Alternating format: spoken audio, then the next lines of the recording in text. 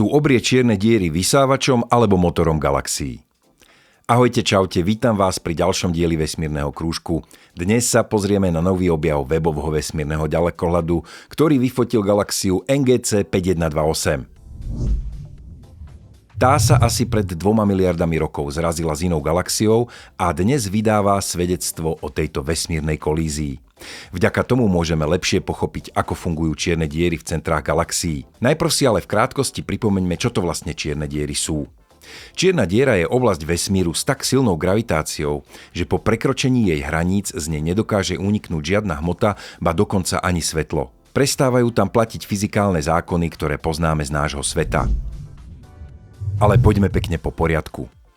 Podľa hmotností ich delíme od najmenších, ktoré vznikajú po smrti veľmi hmotných hviezd, až po tie obrie, ktoré sídlia v centrách galaxií.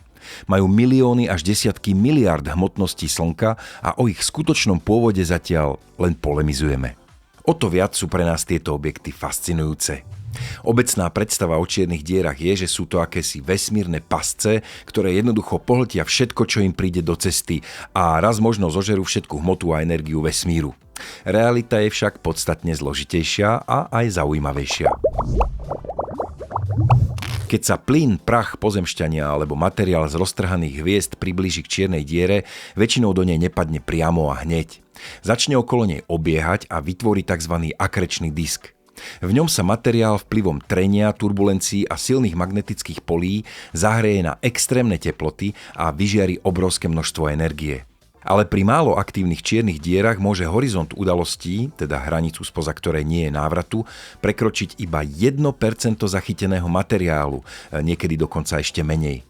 Teda väčšina zachytenej hmoty sa k horizontu nakoniec ani nedostane.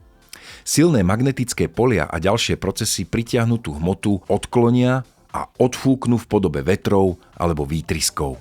Pri veľmi aktívnych čiernych dierach, ktoré poháňajú jasné jadrá galaxií a kvazary, môže byť akrécia oveľa účinnejším spôsobom, ako sa dostať dnu do čiernej diery.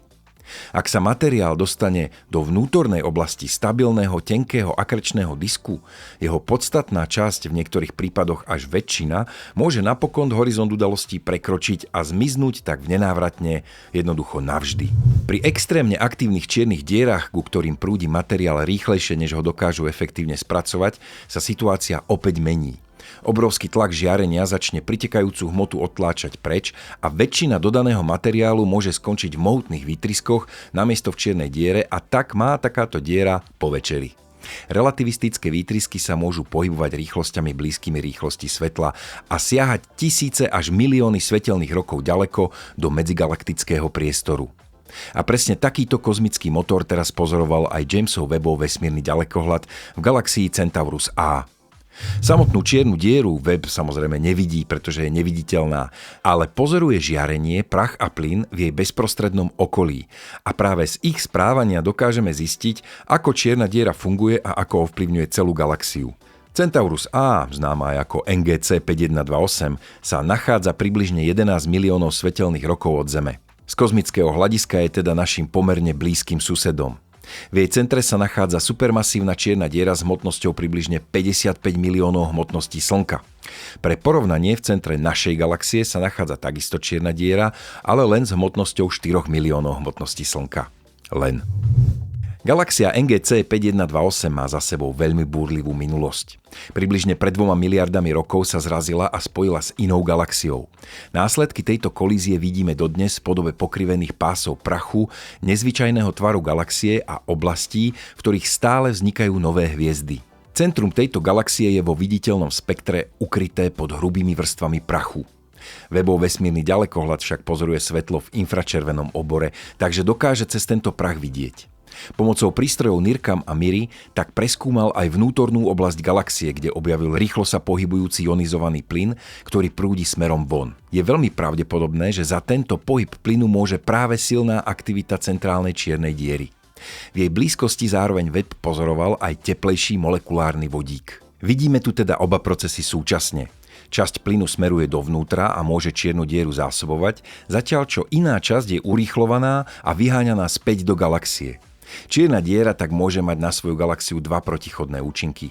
Keď svojou energiou stláča okolité oblaky plynu, môže v nich naštartovať zrod úplne nových hviezd. Ak sa však plyn príliš zahreje alebo je vyhnaný preč, hviezdy v tejto oblasti vznikať prestanú.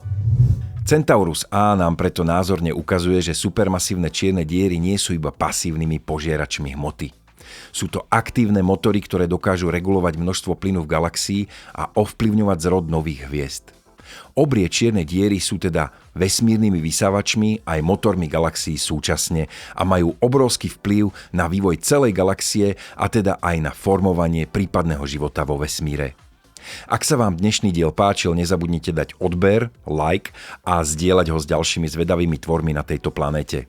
Zo šťavnického H2C na studio vás pozdravuje Henry s tradičným pozdravom: otvorme okná poznania do Korán.